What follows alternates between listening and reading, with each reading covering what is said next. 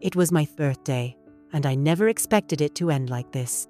My parents had just thrown me out of their house, handing me a packed suitcase and telling me, "You're no longer part of this family." No birthday cake, no presents, just the cold reality that my parents, the people who were supposed to love and support me, had decided that I wasn't worth their time anymore. My name is Caroline Hayes, and for most of my life, I felt invisible. Today, it became clear that I had always been invisible to my parents, too. The weight of their words hung in the air as I stood in their kitchen, holding the suitcase they had packed for me. The suitcase wasn't just filled with clothes. It felt like it was packed with all the years of neglect, all the moments I had tried so hard to be seen, but never was. Growing up, it was always about Kevin, my older brother. Kevin, the golden child. He was the star of the family. He got the best of everything.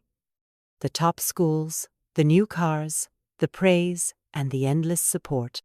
He was the one my parents boasted about to friends, the one they bragged about at family dinners.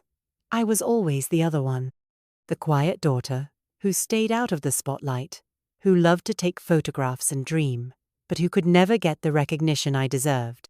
And so, my birthday was just another reminder that I would never be enough in their eyes. I woke up that morning, hoping for a moment of peace. Maybe today would be different. After all, birthdays were supposed to be special, right? Maybe this year, I would finally get the love and validation I had been craving for so long. I dressed in a simple outfit, jeans and a t-shirt, and walked from my small apartment above the garage to the main house, where my parents always gathered for breakfast. I could smell coffee brewing in the kitchen, the familiar scent of pancakes that my mom used to make when I was younger. I walked through the back door, expecting a warm greeting, maybe even a hug. But instead, there they were, my parents, sitting at the kitchen table, dressed for the day. There were no balloons, no decorations, no sign that it was my birthday at all. And then I saw it, the suitcase. It sat by the door, packed and ready to go. My heart dropped as I realized what was happening. "Happy birthday, Caroline," my mum said, her voice flat and emotionless, as if she were reading from a script. I stood frozen, not knowing what to say. My father, without a word, pointed to the suitcase. "We think it's time," he said, his voice low, distant. "Time for you to move out. You need to stand on your own 2 feet now. It's time for you to be independent." I didn't understand. I had been independent for years. I had paid my own rent, bought my own food, worked hard to build a career as a freelance photographer. But somehow, none of that mattered. They wanted me gone. "Where will I go?" I asked, my voice barely a whisper. "That's for you to figure out," my mom replied. "We've supported you for long enough. It's time for you to move on." I felt like the world had dropped out from beneath me. My parents weren't even willing to acknowledge the sacrifices I'd made. They had always pushed me to be more like Kevin, to fit into a mold that wasn't mine. But now, they were pushing me away entirely, as if I had never been part of their world. I stood there, looking at the people who were supposed to love me unconditionally, realizing they didn't care. They never had. With nothing left to say, I grabbed the suitcase, and with tears burning in my eyes, I walked out the door. That was the last time I ever set foot in their house. But little did they know, this would be the moment that changed everything for me.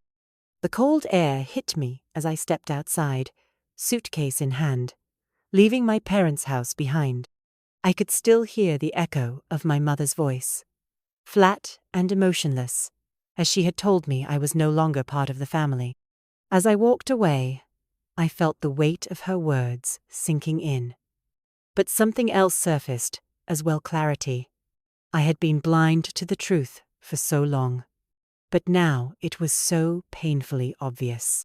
This wasn't just about today, my 35th birthday. This was the culmination of years of feeling invisible, of always being second to Kevin. Kevin, my older brother, had always been the golden child. From the moment he was born, he had received all the attention, all the praise, and all the support from my parents. He was the one who excelled at school, at sports, in everything he touched. My parents were always talking about how special Kevin Washi's high grades, his accomplishments, his future. And no matter how hard I tried, how many times I pushed myself to succeed, it never seemed to matter. To them, I was just the quiet one, the one who didn't need attention. Growing up, it was clear that everything was geared towards Kevin. I remember when he was accepted into a prestigious private school, the excitement in my parents' voices, the pride they felt. Meanwhile, my education, my passion for photography was overlooked. When I asked if I could go to a private school, my parents simply told me, "We can't afford that for both of you." But somehow, the money was always there for Kevin. He got the best of everything, and I got the scraps. I attended the local public school, and even though I did well in my classes, it felt like my achievements were insignificant compared to Kevin's. It wasn't just academics where Kevin shined. He was also the star athlete, and my parents were at every practice, every game, cheering him on, buying him the best equipment. They were so proud of him. And then there was me. I was different. I didn't care about sports. I loved photography, and I spent hours in my room developing pictures, learning about light and angles, creating art. But when I showed my parents my work, they would simply nod and say, "That's nice, Caroline," before moving on to ask Kevin about his latest soccer game. It was like I didn't even exist. The pattern continued as we grew older. When Kevin turned 16, he got a brand new car, one that my parents had bought for him. It was shiny, sleek, and exactly what he wanted. For my 16th birthday, my first car was an old rusted vehicle I bought with my own savings. I had to work part-time jobs just to afford it, but still, I didn't complain. I had been taught not to ask for help, not to expect anything. My parents never seemed to see me as someone who needed anything. I was supposed to be independent, to figure it all out on my own. The years went by, and I worked hard to build a life for myself. I earned my degree in graphic design and started freelancing, building a career in photography. But even as I worked tirelessly, there was always the nagging feeling that nothing I did was ever enough. My parents didn't seem to care about my accomplishments. They didn't care that I paid my own rent, that I worked hard to make a name for myself in the photography world.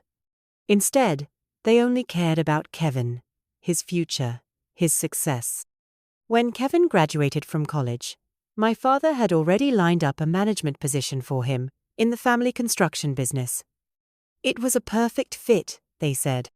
Meanwhile, I was still struggling to be recognized for my work, still fighting for every opportunity, still trying to prove I was worthy. But nothing hit me harder than that final moment, the moment they handed me the suitcase. It wasn't just a suitcase filled with clothes. It was a symbol of everything I had been to them. Invisible, unimportant, someone they could discard when it no longer suited them.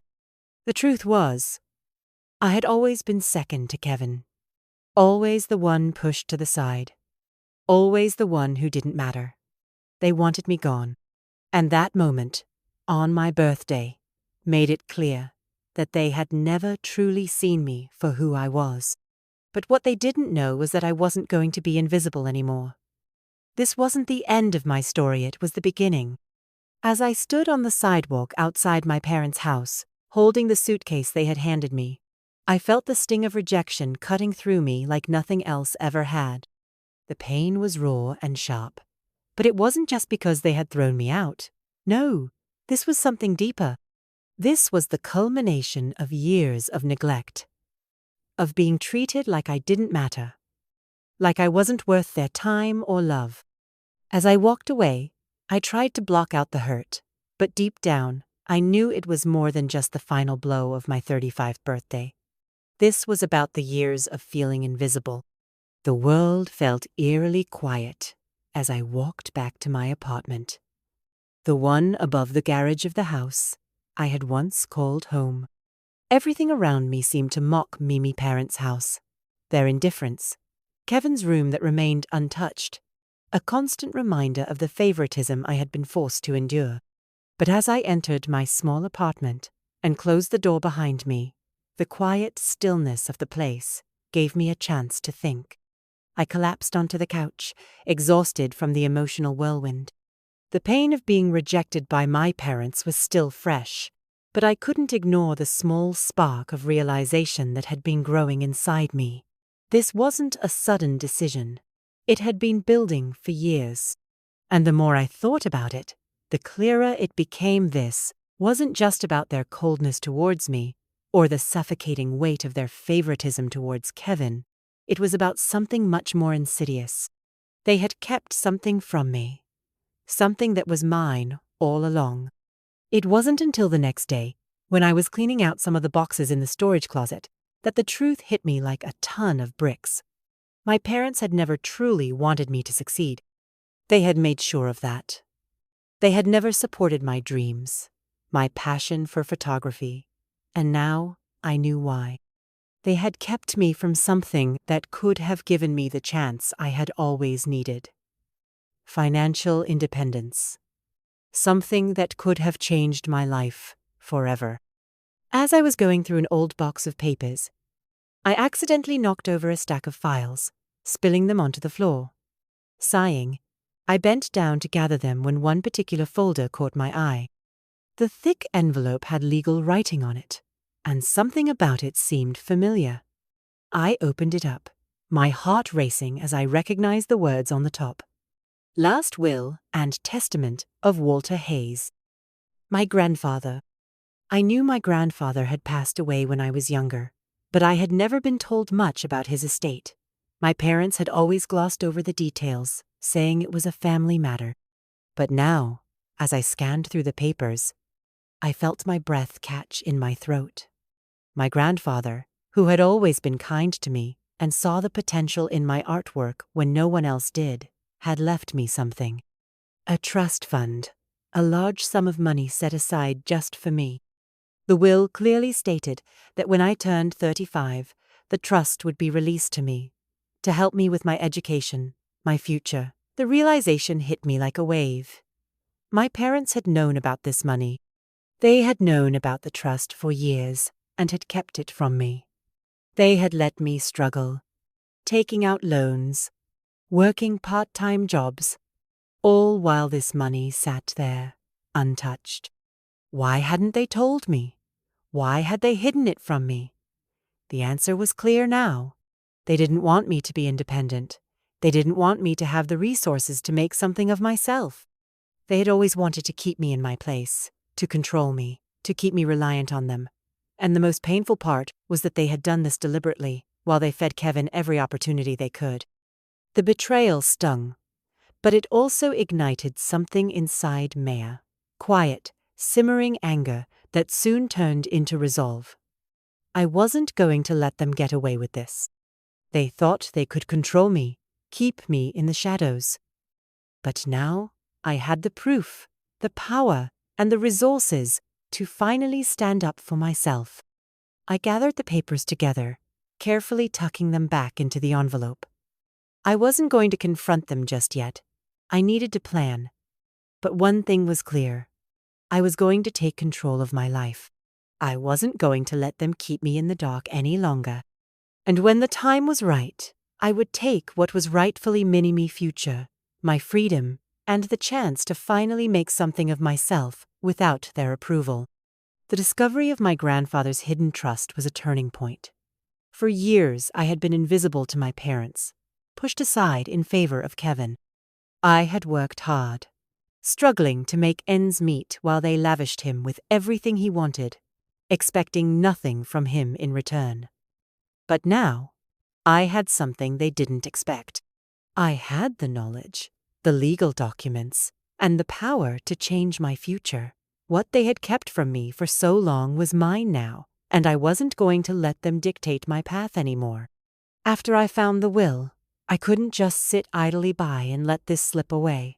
The trust was mine alone, set up specifically for me, to support my education, my career, my future. It was a gift from my grandfather, a man who had always believed in me when my parents had only seen me as second best. For the first time in my life, I felt like I had something that was truly mine, something that could help me break free from the cycle of neglect and favoritism that had kept me in the shadows. The first step was to take control of the money. The lawyer who had managed my grandfather's estate was more than willing to help.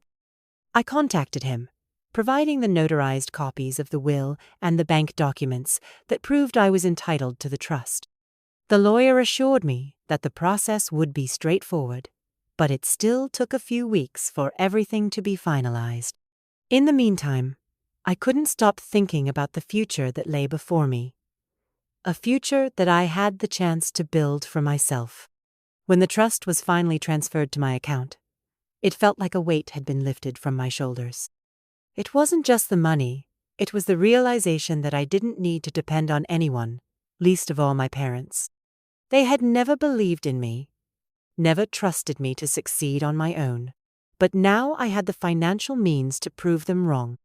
For the first time, I could invest in my passion photography and build the life I had always wanted.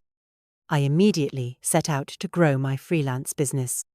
With the trust fund, I was able to buy better equipment, rent a professional studio space, and hire a part-time assistant to help with administrative tasks.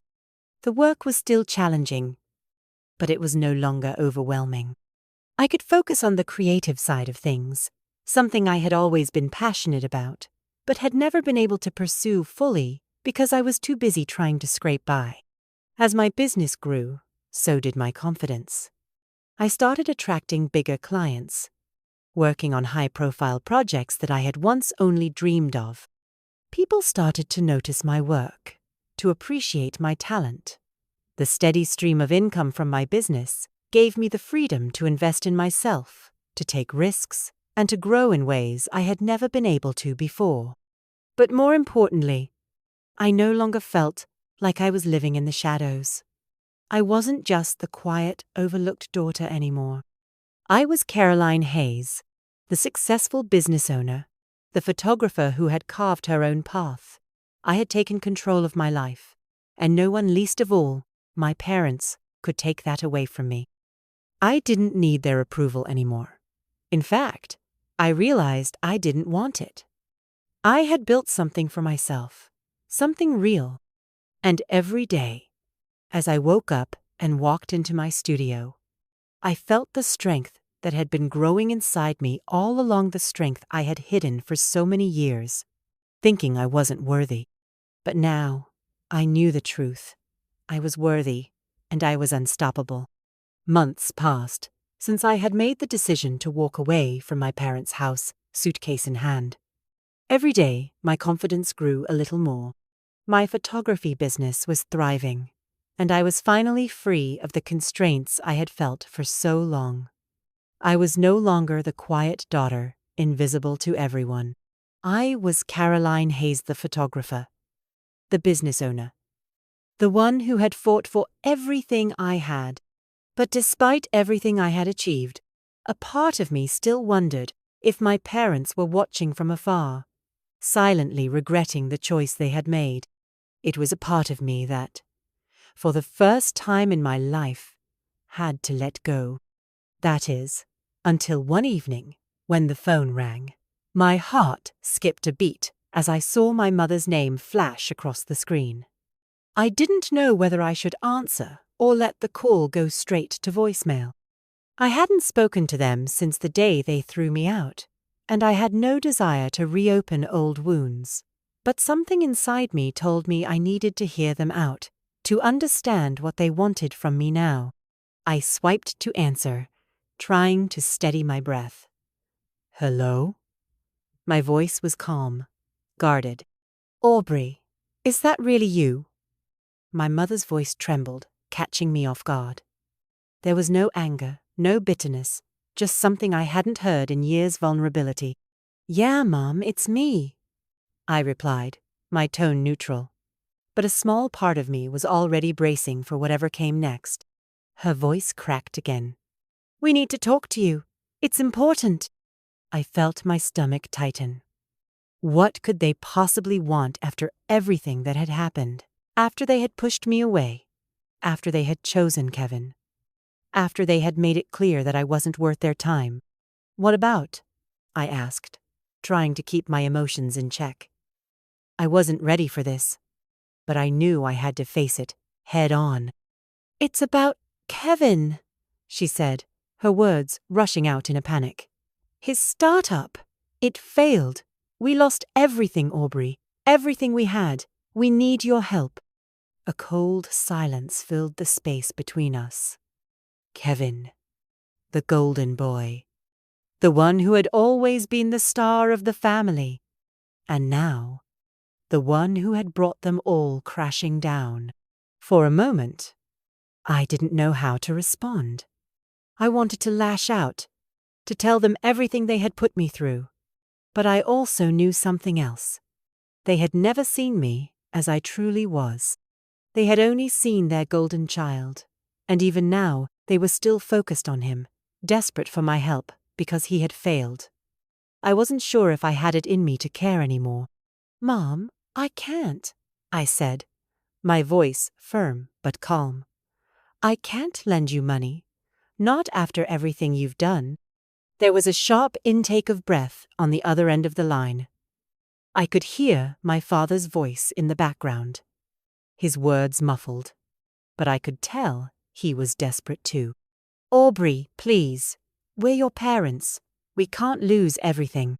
I could feel the weight of their words, the pressure they were trying to put on me, but I stood firm. "You made your choice a long time ago," I said, my voice unwavering. "You chose Kevin. You pushed me out. And now, you want me to fix everything? I can't. You took what was mine, and now it's too late." There was silence on the other end. I could almost feel the weight of their regret hanging in the air. "But Aubrey," my mother's voice wavered, "we didn't know. We didn't know how much you were struggling." "You knew," I interrupted. "You just didn't care." The conversation drifted into a painful silence. I knew there was nothing more to say. My parents had never seen me. They had never appreciated the sacrifices I had made, the strength I had shown. And now, when everything had fallen apart for them, they expected me to save them. But I didn't have to be their savior anymore. I had learned that the hard way. I had to save myself first. "I have to go now, Mom," I said softly. And before she could say anything else, I ended the call. I sat in my office, staring at the phone in my hand. It was over. The cycle was broken. I had finally taken control of my life, and I wasn't going to let them back in just because they needed me now. As the days passed, I focused on my work, continuing to grow my business and build a life that was entirely my own. I was no longer tied to the past. My parents had made their choices, and now I was living the life I had fought for. I knew that the future was mine to shape, and this time it was on my terms. I had closed the door on them, and in doing so, I had opened a door to the life I deserved, one where I was finally seen.